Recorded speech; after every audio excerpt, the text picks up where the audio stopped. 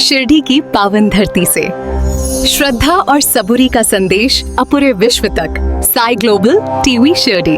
साई तत्व अगरबत्ती सुगंध शिरडी की, हर खुशबू में बसती है कृपा साई जी की। साई तत्व अगरबत्ती हर दिल की है पुकार, साई का प्यार अपार।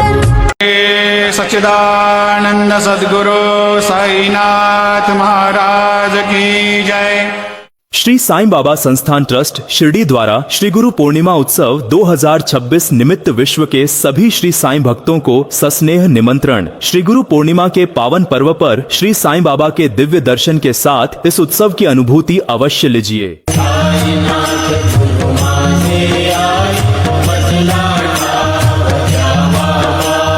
दत्तराज गुरु माझे आई, मजला ठाव द्यावा पाई। दत्तराज गुरु माझे आई, मजला ठाव द्यावा पाई। श्री गुरु पूर्णिमा उत्सव 2026 दिनांक 28 से 30 जुलाई 2026 तक श्री क्षेत्र शिरडी में। ओम साईराम। माझ्या बाबांच्या दारी यावर्षीही मांडलाय एक भला मोठा सोहळा। ऐका तर खरं 32 वर्ष अखंड चाललेला श्री साई सच्चरित पारायण सोहळा शिर्डी नगरीत, तेही श्री साईनाथांच्या साक्षीनं। भाग्य तर दुसरं ते कोणतं? तारीख लक्षात ठेवा, 13 ते 21 ऑगस्ट 2026। ठिकाण साई आश्रम नंबर 1, 1000 रूम शिर्डी। श्री साई सच्चरित हातात, श्री साई मनात आणि ओठांवर एकच नाम।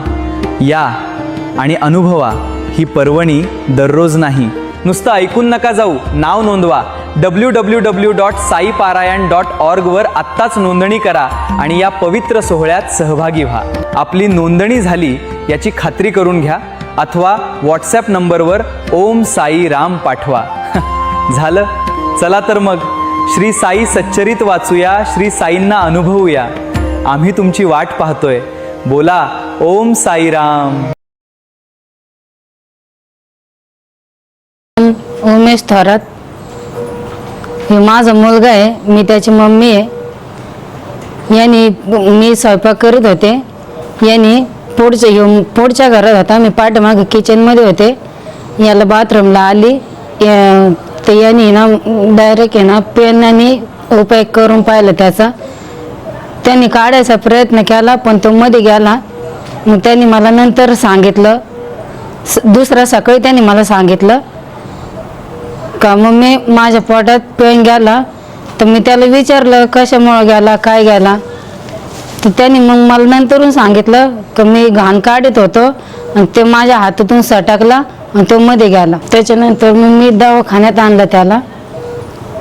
मग इथं या सरांकडे आणला, ते यांचं नाईक सर, त्यांच्याकडे आणलं पण त्यांनी माझ्या पोराला वाचवलं, त्यांचे आभारी आहे।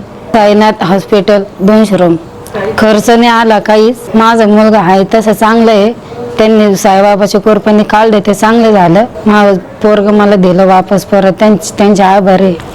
ओम साईराम। परवा ओम थोरात नावाचा एक 11 वर्षाचा मुलगा, त्याची आई त्याला साईनाथ हॉस्पिटलमध्ये घेऊन आली। त्याला परवा संध्याकाळी संडास कडक होते म्हणून त्याने पेन टाकून ती काढण्याचा प्रयत्न केला, परंतु ते घरचं कुणी नसल्यामुळे तो पेन आतमध्ये गेला, गुदद्वारामध्ये गेला व अटकला। त्याची कल्पना त्याने दुसऱ्या दिवशी आईला दिली। आईला लक्षात आलं की काहीतरी अटकलंय, पेन अटकलाय। त्याचं पोटही दुखायला लागलं होतं आणि त्याला घाबरट पण झाला होता तो। तर इथं साईनाथ हॉस्पिटलला घेऊन आल्यानंतर त्याचा एक्सरे करण्यात आला, सिटी स्कॅन करण्यात आला व त्यात आपल्याला एक बॉल पेन दिसला, त्याची कॅप त्यात आपल्याला दिसत होती। तर आपण त्याचे हृदयाचे ठोके कमी होत होते व BP थोडासा कमी होत होता। तर आपण त्या संदर्भात त्याचं बघितलं असता ऑपरेशन करून ते पेन काढण्याची गरज होती। त्या हिशोबाने आपण doctor Ram Naik sir, senior surgeon Sainath hospital यांनी तातडीने ऑपरेशन करण्याचा निर्णय घेतला व आपण लॅप्रोस्कोपीद्वारे त्याचं पेन एक्झॅक्ट लोकेशन कुठे आहे ते बघितलं। तर आपल्याला त्यात असं दिसलं की पेनाचं जे टिप आहे ते परफोरेट होऊन बाहेर गेलं, म्हणजे आतड्याला छिद्र पडून बाहेर गेलेलं होतं। तर मग आपण ते लॅप्रोस्कोपीद्वारे सरांनी ते पेनाचं टिप आतमध्ये लोटून गुदद्वाराद्वारे तो पेन बाहेर काढला व अशा प्रकारे तो आता पेशंट स्टेबल आहे, ऑपरेशन सक्सेसफुल झालेलं आहे व एक बाळाचा जीव वाचला आहे. तर यातून आपण एक संदेश घेतला पाहिजे की आपले घरात लहान मुलं असतात तर पालकांनी एक संदेश घेतला पाहिजे की आपले जे मुलं खेळतात, छोटी खेळणी असतात, ते केस, काही मुलांना केस खाणे सवय असते, काहींना नखं खाणे सवय असते, त्या छोट्या गोष्टी असतात ते तोंडावाटे जाऊन एक तर श्वासनलिकेत अडकून जीवाला धोका होऊ शकतो किंवा माननलिकेत जाऊन ते कुठे अडकू शकतं. तर असे जीव घेणं प्रसंग ओढावतात. तर ह्या प्रसंगातून वाचण्यासाठी आपण आपल्या पालकांनी ज्या घरामध्ये लहान मुलं असतील तर काळजीपूर्वक सगळं बघितलं पाहिजे त्यांच्याकडे असं. Producer J.B. Singh, Chairman of Sai Kamala Charitable Trust, Shirdi.